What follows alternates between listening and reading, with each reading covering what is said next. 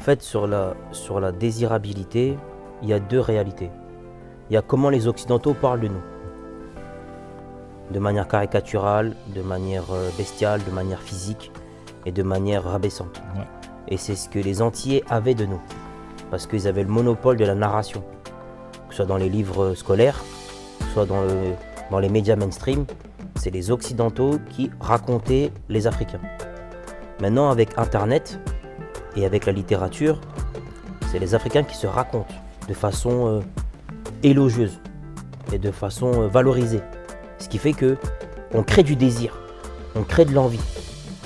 Et là, c'est plus facile pour les Antillais de s'assimiler à nous, dans la mesure où, vu que le récit nous le maîtrisons et que nous mettons en avant nos qualités, nous mettons en avant nos beautés, nos forces, nécessairement, ils veulent s'assimiler à nous. Parce qu'en fait, l'être humain, il fonctionne de manière relativement simple. Quand il y a une victoire, il dit on a gagné. Ouais. Quand il y a une défaite, il dit ils ont perdu. Donc tant que les Occidentaux racontaient l'Afrique de la manière négative, sous forme d'une défaite, les Antillais ne voulaient pas s'assimiler à nous. Et je les comprends.